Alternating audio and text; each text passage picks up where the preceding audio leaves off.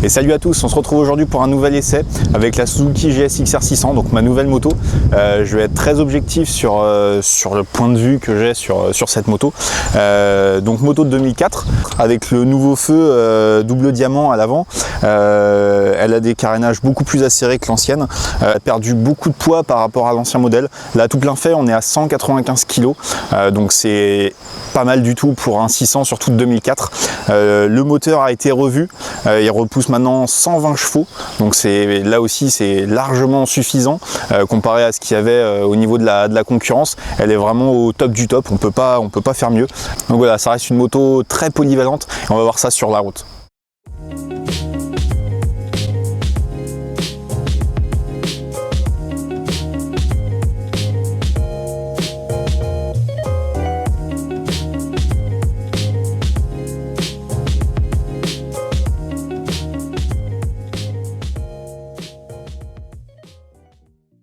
Donc on se retrouve à bord de cette Suzuki GS XR600.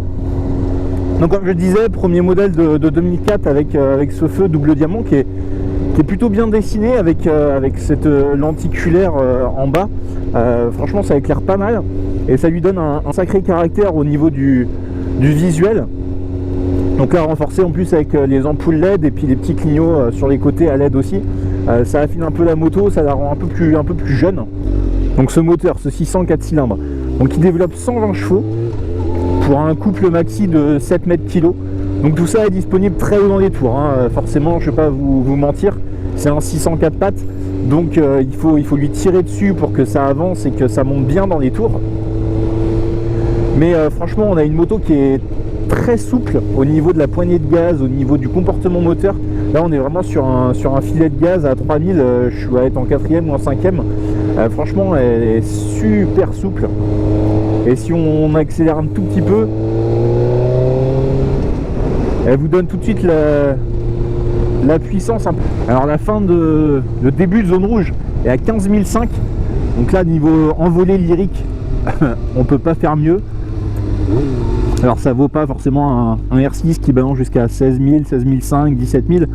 Mais franchement là déjà jusqu'à 15 000, le son est pas mal. Bon alors ce que ça donne sur petite route.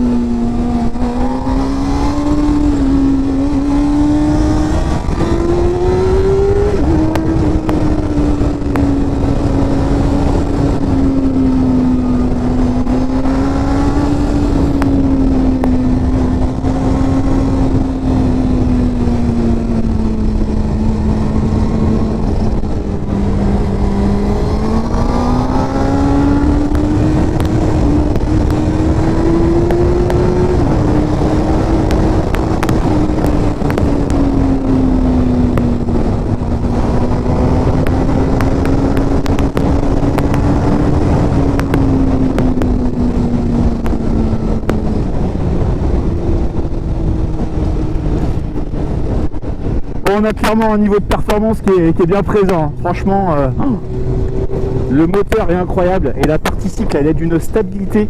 Franchement, elle vous mettra pas en défaut, mais c'est impressionnant. Alors seul petit point négatif, ça va être son freinage qui manque, malgré qu'on soit en Duritavia, qui manque cruellement de mordant. En fait, on a une bonne attaque en fin de course, mais en début, on a vraiment quelque chose qui est assez mou. C'est un petit peu dommage.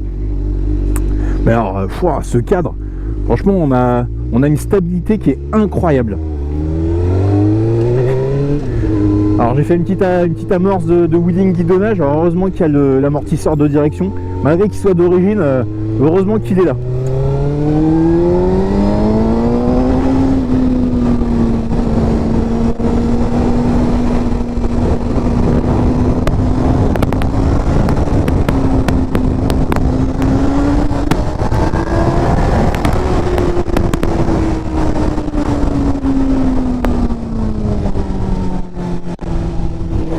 Ah ouais, ce moteur, mais il pousse tout le temps, il veut vous en donner tout le temps, c'est impressionnant. On passe les rapports et tout de suite il renquille, c'est fou. Alors franchement, on a une excellente bécane. J'avais pas poussé autant depuis que je l'ai, j'ai dû faire 500-600 bornes avec. Mais là, c'est... Là, de lui tirer dessus sur des petites routes comme ça, pourtant le revêtement est pas dingue, hein. Le revêtement est un peu... Le revêtement est vraiment mauvais, mais non, elle est vraiment stable, elle suit sa ligne. On n'a pas de surprise quand on prend un virage sur une bosse ou quoi que ce soit.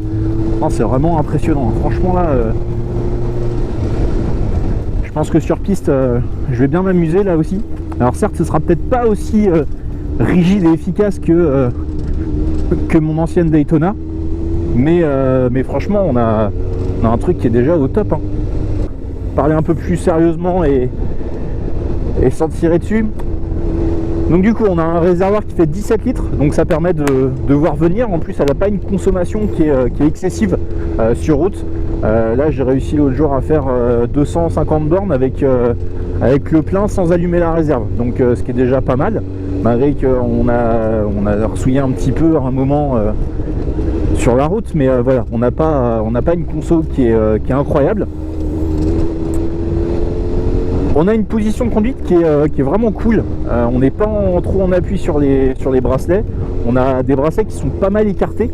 Alors pas très ouverts, mais assez écartés.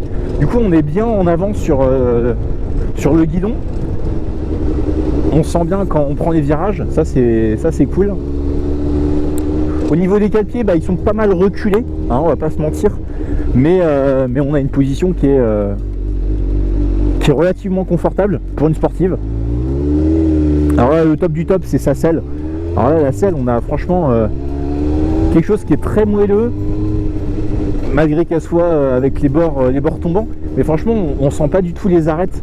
C'est hyper plaisant d'être à son bord. En plus, gros point positif, on a une belle selle passager qui est là aussi très confortable. En plus de ça, dessous, on peut mettre pas mal de choses. Il y a la trousse à outils qui est d'origine dessus. Moi, j'ai mis mon bloc disque. Enfin, voilà, franchement, on peut mettre plein de choses en dessous. Chose que à peu près toutes les nouvelles motos ne peuvent pas faire. Il y a tellement peu de place, même la selle est tellement petite que au final, le passager, c'est un calvaire. Là, au moins, la passagère ou le passager peut avoir de la place sous la selle pour y caler bloc disque, un petit U, enfin voilà, des choses comme ça. Et en plus de ça, on peut rouler bien comme il faut, dans un bon confort. Donc là, franchement, moto super agréable à vivre et à conduire. Alors niveau compteur, on a un grand compte tour avec l'aiguille. De l'autre côté, on a un écran digital où on retrouve la température moteur, 2 tripes et les kilomètres/heure. Donc c'est largement suffisant pour notre utilisation. En plus de ça, ils ont rajouté un shift light qui se déclenche très haut dans les tours. J'ai pas forcément réussi à le faire fonctionner encore. Mais au moins voilà, il a le mérite d'être là, donc c'est déjà pas mal. Bon, on va redonner encore un petit coup de gaz.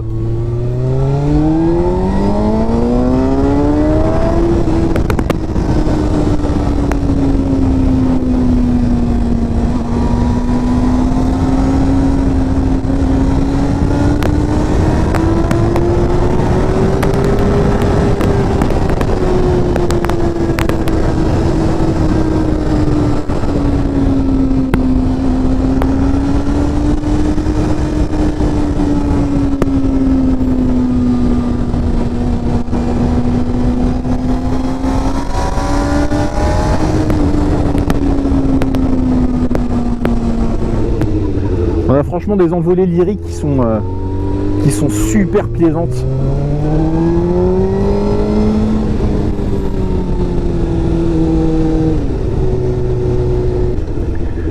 On va faire un petit départ arrêté.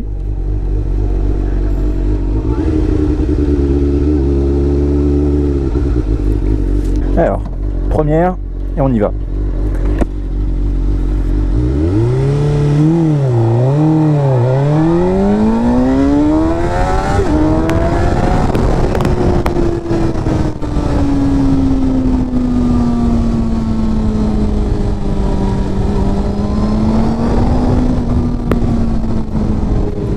Bon, il n'y a pas besoin de poser beaucoup de rappeurs, hein. Deuxième, on est déjà à plus de 120. Mais on a franchement une belle accélération. On n'a pas cette sensation d'avoir l'avant qui se déleste tout seul. On a vraiment la stabilité en fait générale de la moto, on la retrouve bien sur les phases d'accélération. Bon, maintenant, on va tester le freinage, qui est bon. Bah voilà, je vais pas vous le cacher, hein. Il est pas foufou, mais bon. Il est quand même bien là. Donc on est à 50, on prend les freins. Bon, ça stoppe quand même assez rapidement, hein. Là-dessus on est quand même pas mauvais. Mais c'est vrai que quand on fait des freinages répétés, ça manque un petit peu de mordant. Mais sinon franchement on a une excellente bécane, surtout par rapport à l'année, hein. On est sur une moto qui est de 2004, donc elle a plus de 15 ans. Et franchement, trouver encore des motos maintenant, surtout des sportives en 600 qui sont aussi agréables à rouler sur route, confortable, avec un moteur qui est assez coupleux et utilisable surtout. Parce que monter haut dans les tours c'est bien, mais sur route c'est pas vraiment possible ou faisable. Donc non, franchement on a une bécane qui est excellente. Donc s'il fallait retenir les points positifs et négatifs de la moto. Alors en point positif. Donc là clairement son moteur qui est jouissif, hein, aussi bien avec le couple qu'avec la puissance. Au niveau de son look, on a quand même un look qui est ultra agressif pour l'année, hein. Faut voir les autres motos de l'époque, mais c'était pas forcément super agressif. Et son cadre qui est d'une stabilité mais incroyable. Alors des petits points négatifs. Dessus on va retrouver du coup le freinage qui est pas incroyable. On a un feeling qui manque cruellement de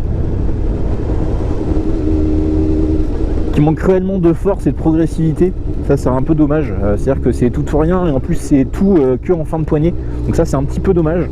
Et donc dans les moins maintenant, ça va être de trouver des pièces. C'est vrai qu'on trouve beaucoup de pièces pour certains modèles. C'est vrai que celle-là on en trouve un petit peu moins vu qu'elle a été produite que 2 ans. Donc c'est un petit peu plus compliqué à trouver des pièces. Néanmoins on peut quand même réparer plein de choses par soi-même, sans forcément aller chez le concessionnaire pour acheter des pièces. Mais voilà, c'est un petit point forcément un petit peu négatif du fait que la moto vieillit, donc forcément ça devient un peu compliqué pour avoir des pièces. Mais néanmoins c'est un moteur qui est hyper robuste, donc normalement il n'y a pas de souci à avoir dessus. Donc voilà, j'espère que cet essai vous aura plu, et puis surtout vous allez voir cette GSX-R 600 un peu plus souvent dans mes vidéos forcément. Je vous dis à très bientôt, bon déconfinement à tous et surtout ride safe. Ciao.